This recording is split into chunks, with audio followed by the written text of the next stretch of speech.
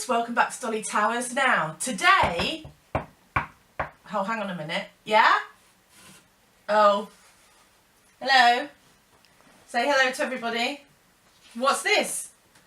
Thank you very much. Right, okay, Dolly's giving me a note. It says, Jeanette writes, I'm having problems with I'm having problems with sewing around under the armpit. I can't seem to judge it right and it's all puckering.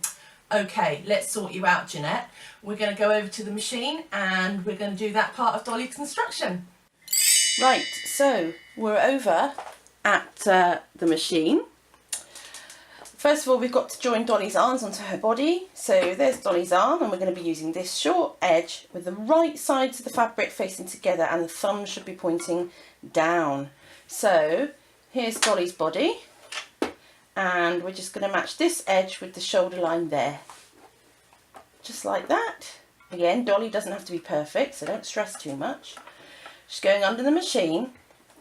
Now, the edge of the machine foot is actually against this raw seam, and all we're going to do is we're going to start off by doing a few straight stitches, and then we're going to go backwards because we don't want it all to fall apart.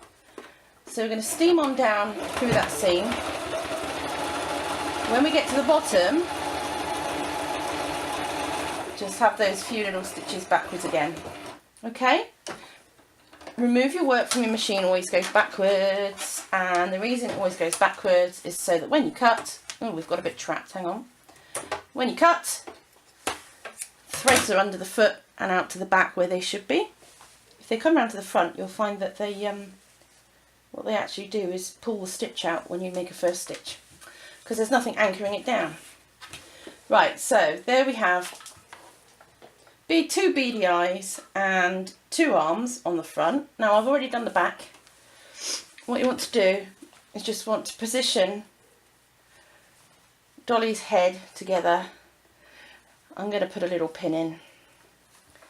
Come down to the neck. Come in about 1 inch. Pop another pin in. Do the same for the other side. And this is really just to hold everything in position while we do the arms. Now this is where it's going to move the most, so I'm going to put one in the arm. If you were feeling really nervous about this, I would probably tack it by hand. Just use very long stitches with a hand needle just to hold everything into position. So we're just roughly lining it up. Okay, now you'll have to imagine that Dolly's got her knickers on. Purposes of this exercise, I haven't done that. Right, can you see this seam where we joined the arms on? Okay, that needs to be pointing out towards the hand, oops, on both sides, and that will come into play later. So again, just going to pop the edge of the foot on the edge of the fabric. We're going to sew up to this point here, which is where the stitching starts for joining that arm to the body. I've used a darker pink so you can see it quite easily. Da, da, da, da, da. Sing a song, just to keep it moving. Right, when you get to that stitching line, stop. Put your needle down in your work, lift up the presser foot, and turn Dolly in the machine. This is so that we can go around that corner nice and sharply, and I'm not very well lined up here. So all I'm going to do is take that into account just with my eye. And we're going to come round this corner and straight down Dolly's hand, to Dolly's hand. Follow all these curves round. Take it slowly if you want to. I think I might need to have a little turn. A little turn there. Little turn there. It's easier to use the edge of your foot as a seam guide, I find, because it's always going to be in the same place. I mean, the lines on here are going to be in the same place, but your work's going to move around, so it's not quite as easy to see the measurements when the fabric's over it. So I always use the outside of the foot, and I will adjust patterns accordingly. Something you get with time, I suppose. I'm going to go all the way around here. Right, So I'm just going to go all the way up to the top of the shoulder, and then I'm actually going to stop. You need to carry on and go around the head. Actually, let's include the neck. Right, so I'm going to go to the neck joint.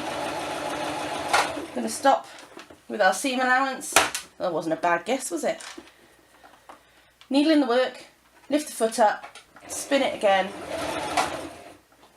Carry on for 3 or 4 stitches until you've got your seam allowance. Needle down, foot up, spin it round again and carry on.